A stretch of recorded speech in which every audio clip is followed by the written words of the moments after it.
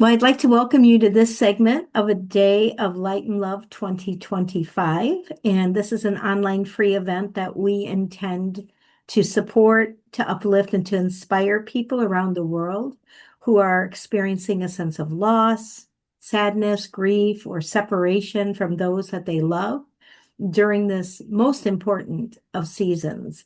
And this segment, I have Severine Naessens with me. She is a dedicated DEIB and communications coach with years of experience coaching and training entrepreneurs and their teams on communication related topics. She's currently residing in Belgium. I say currently because with Severine, I'll never know. I think she has a sense of adventure and a sense of maybe wanderlust that is pretty stellar. And but she has well, I'm going to have her talk a little bit about she originally born in Belgium and then at one point made the decision to move to Mexico, created a whole life there.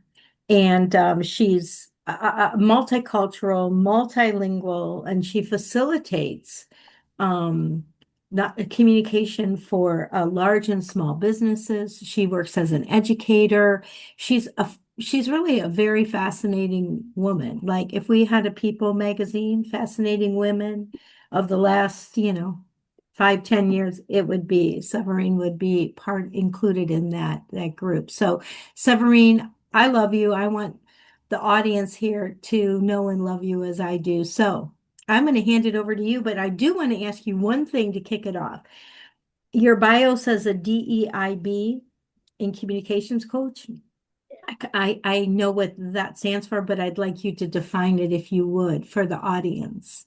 Absolutely. Thank you, Jean, for the wonderful introduction. I feel all warm and fuzzy. Thank you so much. DEIB stands for Diversity, Equity, Inclusion, and Belonging. And it's a subject that I have like fully grasped. And I've been diving in really, really deep for the past like 6 years already. Because as a woman in Mexico, as you shared, I went through a lot of discrimination as a foreigner, an expat in Mexico. Discrimination was like a daily thing, sometimes for the better, sometimes for the worse, because discrimination happens in many ways. But especially with my teenage daughter, um, going through the teenage phases, being different, being bicultural for her, then I started learning more and learning more. And when I arrived here in Belgium, I was asked by the University of Applied Sciences in Artevelde to develop a full course on diversity and inclusion in communication.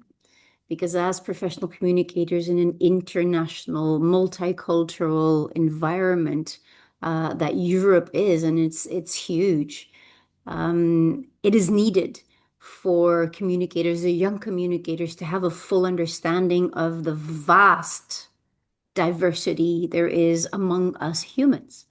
And it's been such an enriching journey. And I love the topic. I could go literally on for hours and hours and hours. We've got a good 200 hours worth of class written out already that I'm teaching, both in diversity and inclusion and communication, but also in cross-cultural communication, which is what I specialized in through my stay in Mexico, working with Mexican professionals, working with American, Canadian, European, African, Asian professionals. So I've had a bit of a mix of everything, and everything has led up to this, to me becoming,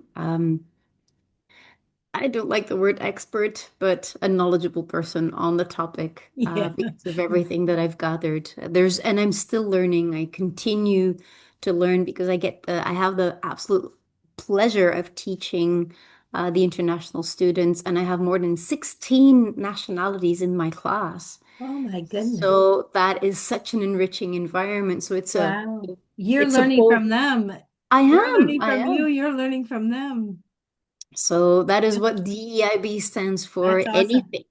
Yeah. I'm gonna move us to your story because our theme this year is resilience. And um for you, I mean, just knowing who you are and what you've moved through, it's like the thread of the fabric, Yeah. really, of your life.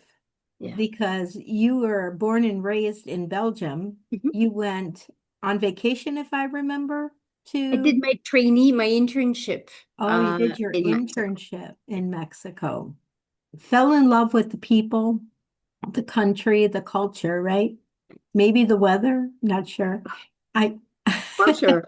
I know you fell in love with the sea, the ocean, Yes. right? Because I always think of you as a mermaid on land. I And kind of am. My gills are still here. yeah, but that let's just start there. That decision, because you said that you met a lot of discrimination, which I think in any country that has Yeah. a set culture and you come in and you're noticeably different, you know. Um, how can you just talk a smidge about that decision and um was it, I mean, you do have such a tremendous sense of adventure. So was it just a spontaneous decision or was some well-researched and thought out thing? At age 23, well researched is a very yeah, a vague term, so to say. I did feel I've had this urge to leave Belgium. It was too small for me. Somehow the country was too small. There's only 11 million of us Belgians. It's a very tiny country. We're in the midst. I mean, if I drive half an hour, I'm in France. I drive another half an hour to the other side, I'm in the Netherlands. So it's a tiny, tiny country, and I wanted to expand my horizons. I've always had this adventurous side, like you say. I've been blessed that my parents are avid travelers. So as kids, we traveled a lot around Europe. We went to the US. I got to go to the US when I was 12. Oh, wow. In the day, that was quite a Oh, feat. yes. So that interculturality triggered me in so many positive ways that I wanted to get out of here and explore. So I ended up in Mexico for my traineeship. That was kind of just a serendipitous thing because I had different contacts. I had written to different companies, and the Mexicans accepted me for my internship. So that's what it was. That's where I went. And then, as you say, I fell in love with the country, with the culture, with the warmth of the people, and so many other things. So, after my internship, I decided to actually go to Cancun to go diving. I love the water, I love diving. And I was out there I left with the intention of staying 6 months for a sabbatical. And much to the dismay of my family, 23 years later, I came back. So it was, and I still have to take that 6 month sabbatical. I've been working ever since I stepped on Mexican soil. Wow. Um, and and and the topic of resilience is such a fit for my entire life because like the other day I shared, for me, resilience is a muscle. You build it up, you train it, and it's like the comfort zone, right? The more you step outside of it, the more it grows. And the same with resilience. The more obstacles you overcome, the more hurdles you jump over, the better you get at it. And at this time, it's like, okay, bring it on, anything really, because I've been so blessed to have so many opportunities to learn and grow that Well, yeah. you've made them opportunities. I think part of resilience is, I think it is a muscle and it's a muscle that's connected to the will. Hmm. And I think it just rides like in the background. And then sometimes we feel us employ it, but a lot of times it's just running Yeah. because we've hit a point of maybe trusting ourselves and our decisions or Hmm. just the sense of adventure or, whatever that is. But so you went to Mexico, you lived there, you loved a man, you married, you had a long marriage there, and you birthed a child, your daughter, Hmm. and just right there. And that's just the smallest little part of your story. But just right there, I know I did not know you then, but I knew you after that. And one thing I would know is that I'm pretty sure that that muscle of resilience strengthened considerably during that period of moving through and then out of that relationship or transitioning it to be the father of your child, not your Hmm. partner anymore. And then also being a mother and being a Yeah, single mother yeah. and making your way. Being a single mom and business owner at the time, running a team of 8 people was a huge challenge. I was in my early 30s. It was a lot. And that experience actually triggered me into a search for myself because after my marriage ended, I was lost. Like many people go through that sense of loss of self, a loss. Well, obviously, you lose your future vision of whatever that marriage meant. You lose your identity as a wife, you lose your identity as a partner, and you create that new identity of a single mom, which at the beginning, I thought I needed to be mom and dad at the same time, the empowered woman. I can take it all and I'll do it all and then I learned to be a little bit more humble than that and understand that we need our tribe, we need our people, we need the support, and also we need to connect with who we truly are so that we can truly stand in our power as a person, as in my case, as a woman, as a mom, to kind of stop going in overdrive and let that resilience set in and say, okay, this is what we've got. This is what we're working with. We can do this, but we're going to strategically do this instead of just winging it. Yeah. Because I winged a lot Oh of yeah. it. Oh yeah. I had a few years as a single mom and even coming out of a relationship that was very gaslighty, very, you might tell me that wall is blue and it's a pink wall. And Yeah. I'd be questioning myself, you know. Mm. So, Oof. yeah, but resilience is it can I feel like it's there. It's an energy that's riding behind the scenes. It doesn't necessarily mean that we move forward because you can just hang there. You're Yeah. alive. You can stay in what I call cope mode, or you can say, okay, I got to move out of cope mode. I'm going to move into create Mhm. mode. Yeah. And so I don't think resilience is an amazing muscle, but just hanging in there Is doesn't, also. yeah, like I don't think that that's enough in and of itself. It's like an ingredient that's Mhm. required to move forward and to evolve to the next or reinvent or whatever. But when you were a single mom, you, if I remember correctly, you were introduced to your second husband Yes. by good friends. By a mutual friend, yes. Hmm. Yeah, and that was another serendipitous moment where Emile and we connected in such a strong way that we're like, okay, I had been asking for a couple things. Like I talked to the universe and say, okay, I'm ready for this, and then that happened. So yeah, a good friend, Beto, he introduced us, and these guys kind of knew what they were talking about. So Emil had been on this quest to find me, to find his life partner, and he did. And we built out a relationship, a short-lived one, because unfortunately, after 4 years, he passed away.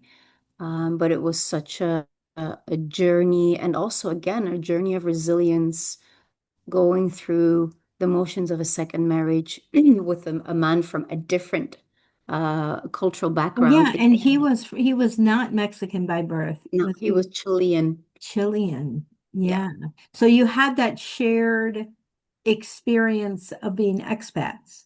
Yes. Yes, So we that did. you had shared. But then the culture, again, you have another culture enters in for each of you. Yes, it did.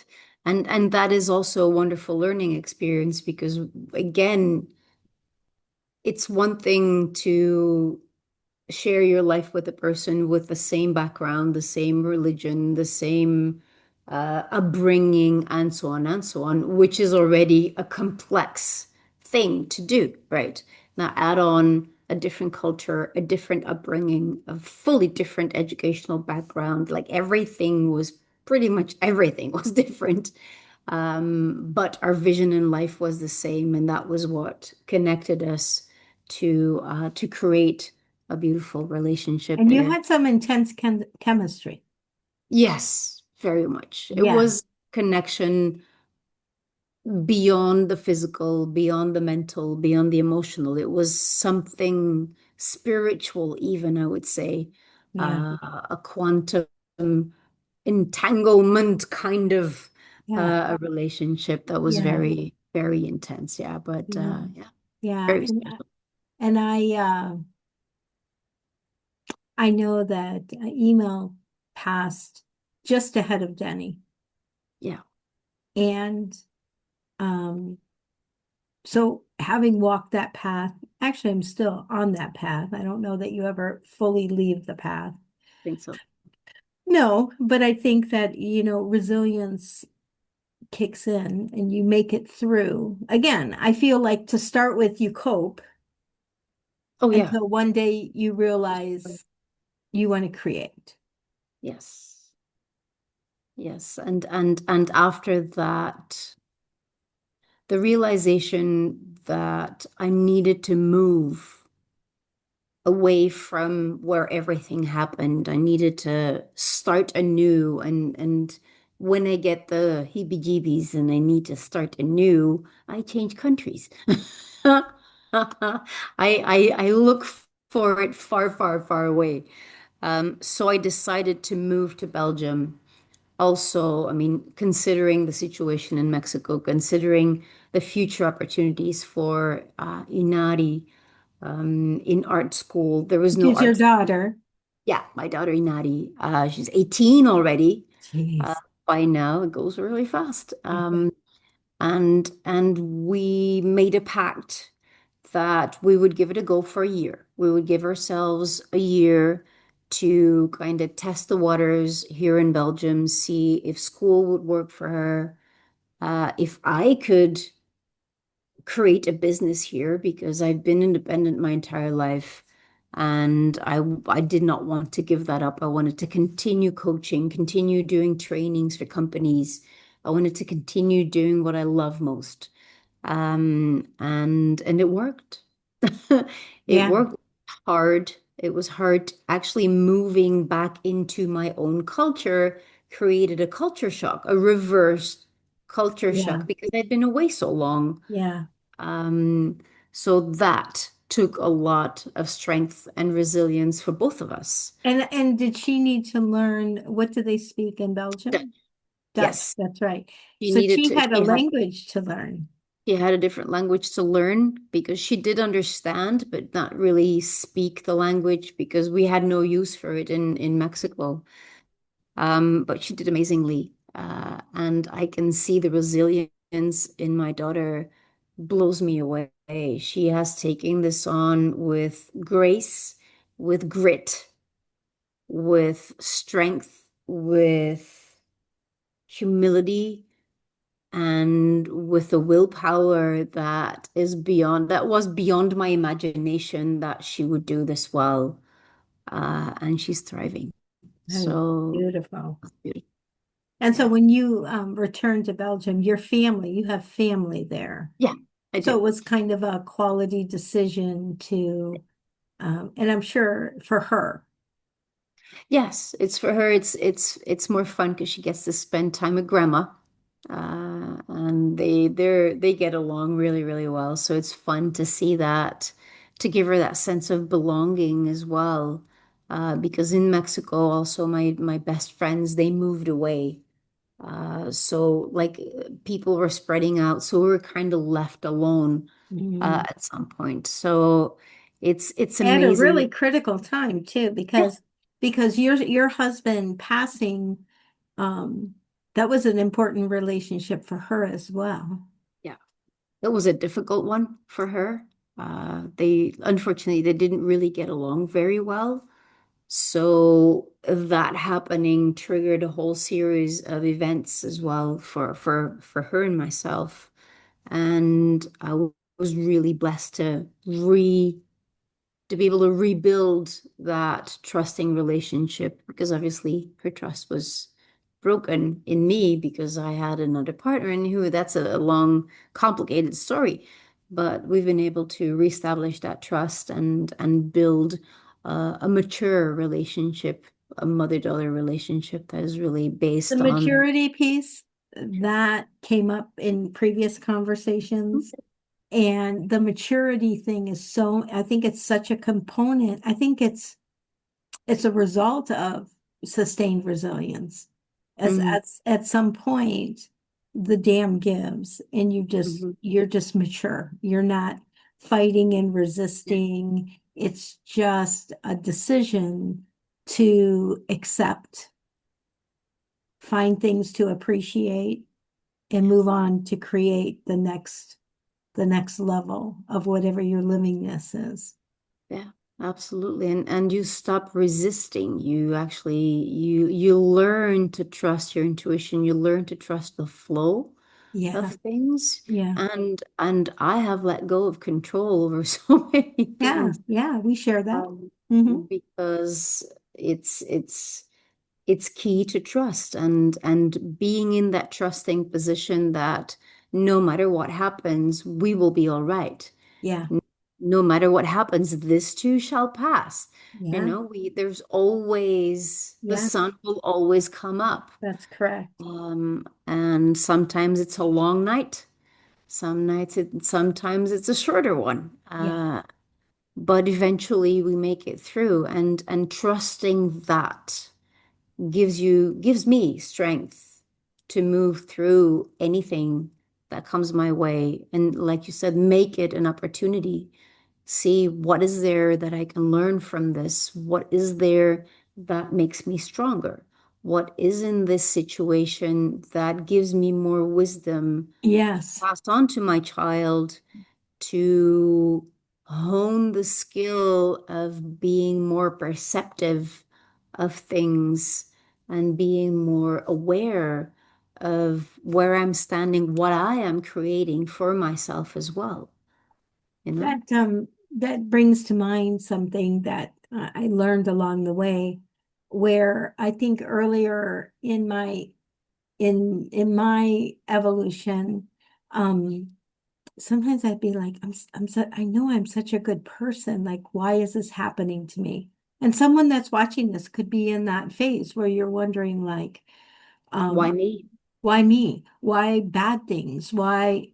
And there was a point along my own personal path that I realized all when you move through a couple of those things and then you look back and you actually appreciate the gifts that were brought from those experiences that certainly didn't feel like gifts in the No. moment. But when you look back, you go, oh, this wasn't done to me, it was done for me. Yeah. This is just, I'm ready for the next, whatever the next is. And I think that for me, that's what inspired trust. Yes. That the trusting came from, if you're young and you're watching this and you're going through something, just know, just like what Severine just said, this too shall pass.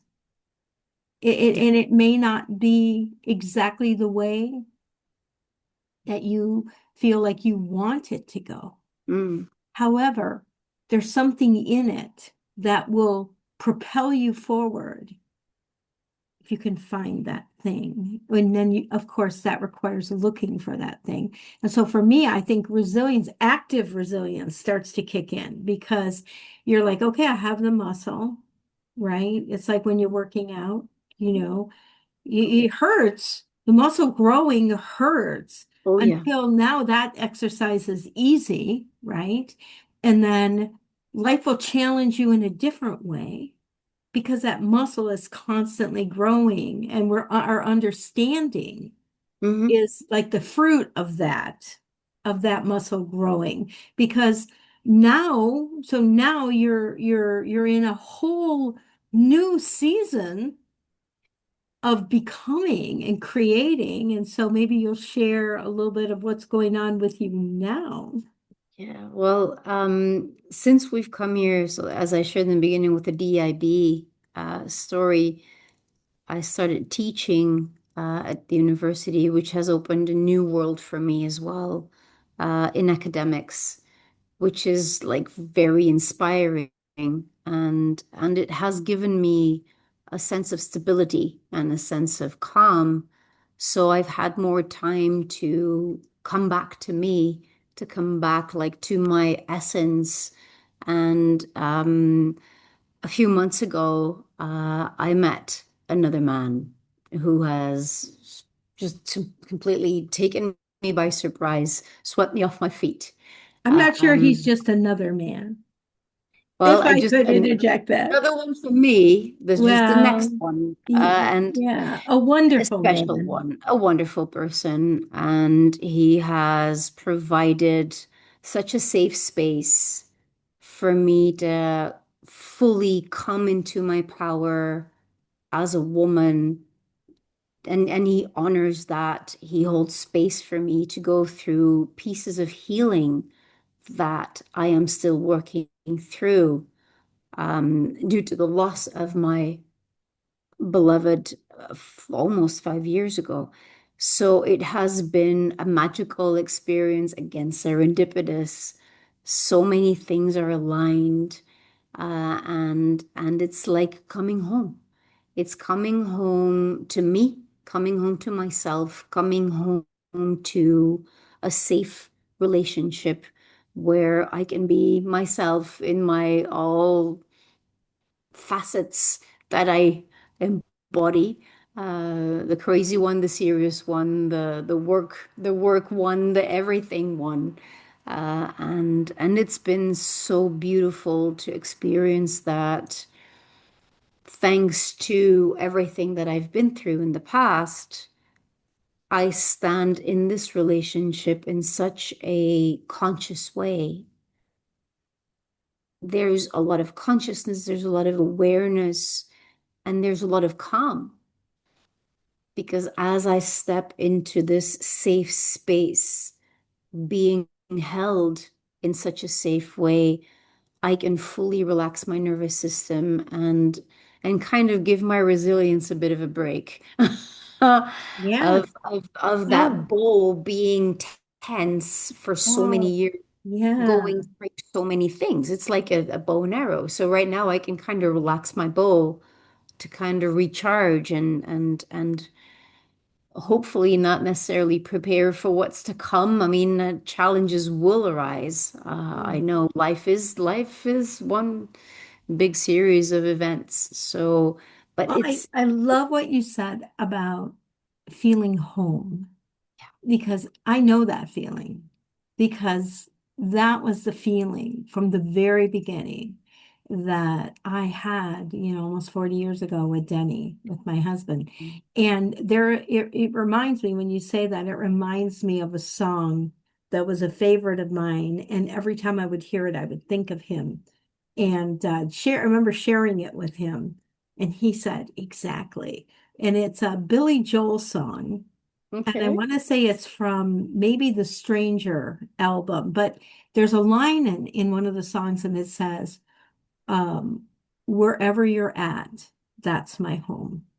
Yeah. Home can mean the Pennsylvania Turnpike, Indiana's early morning dew. He goes through like All kinds of places. he says home is just another word for you. Yeah. Oh, that's so beautiful. Isn't that beautiful? It Because is. but you can appreciate it because you're living Yes. that. But Yes. here's the thing, without resilience, you wouldn't have moved from your earliest relationship to this now.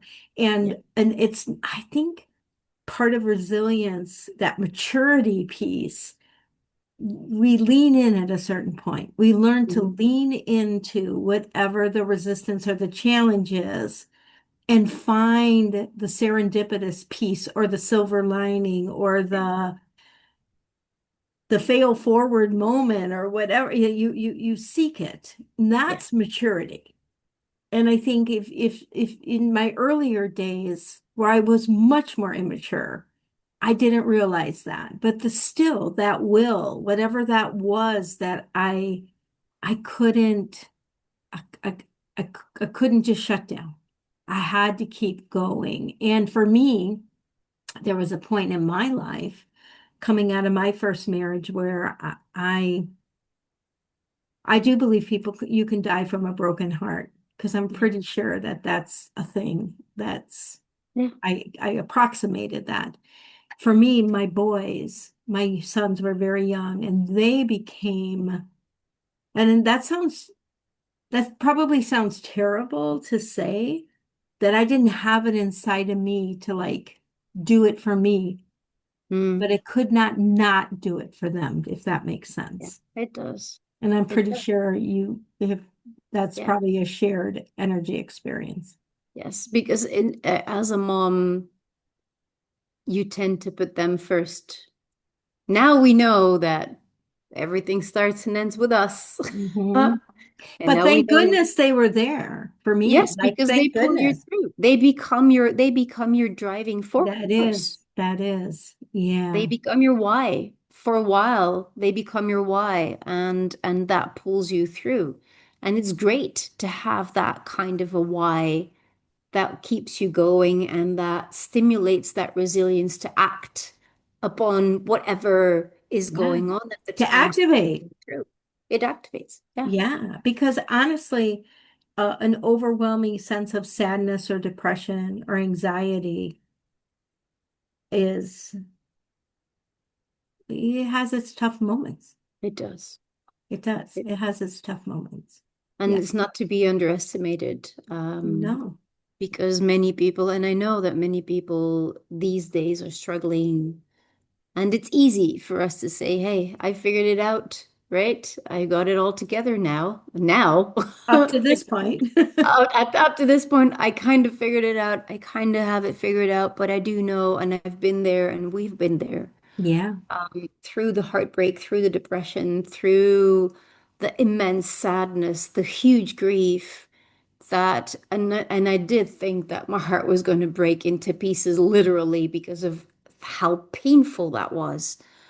And I know now the heart is also a muscle. It is also a muscle, and the muscles, they tear, they repair, they become stronger. Yes. And I think I kind of think of my heart as my resilience piece of Ooh, resistance that keeps on, it kind of tears and then it repairs and it grows stronger. Just like with when you lift the weights, that's it'll right. hurt because your fibers break.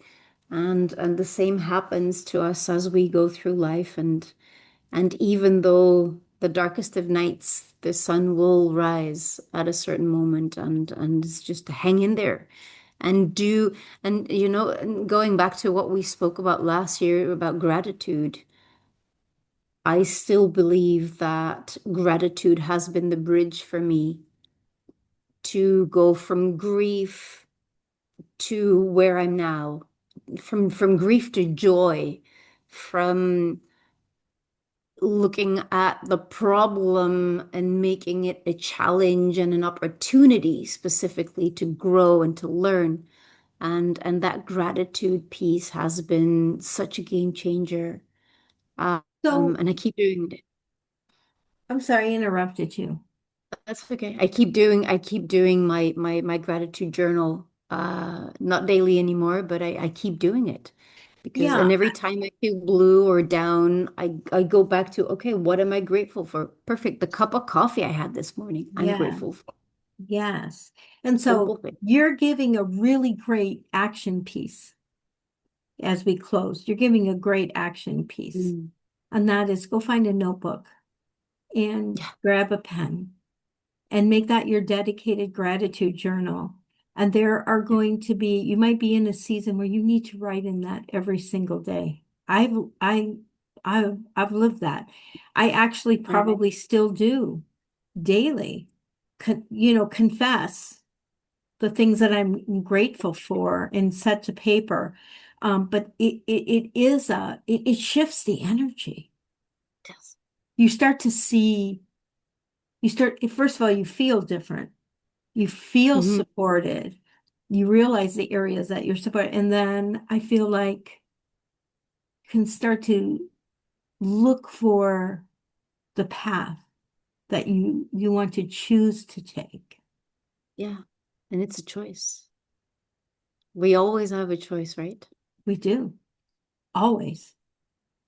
It's such a blessing to have so many choices to pick from and to Yeah. actually work towards and Huge smorgasbord. the whole Sometimes nine. for some of us, well, I'm gonna Too have that many. and that and that. And sometimes I Yeah. have to distill the Yeah. plate and Just what's on the plate.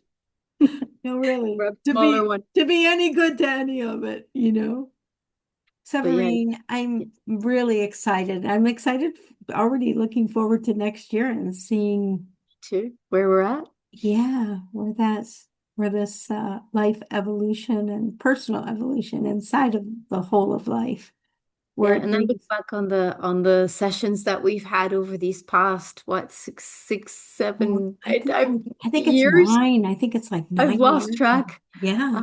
But and I look back at the ones that we had at the beginning and I go, oh Lord, I have grown so much. Well, but you've also been through. See, that's the thing. That is the thing. There is no growth without labor pains. True. I mean, So it's true. just going to happen. And we Yeah. don't, I don't, that trust is a great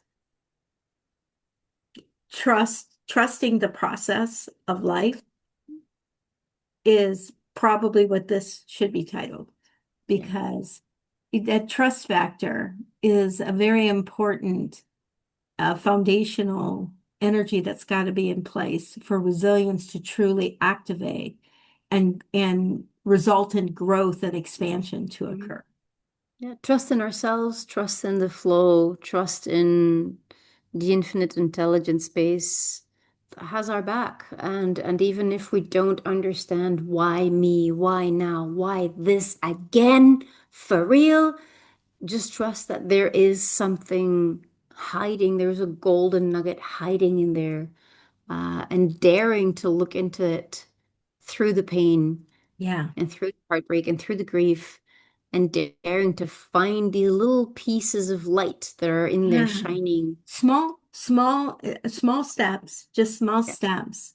Because the thing is we just, when we recognize that this is occurring, you're going to have emotional response. There might be tears, Oh, there yeah. might be anger, there could be all of those things, but at some point, and hopefully sooner rather than later, you decide not to live there, but to use it as a springboard to a greater life. Yeah.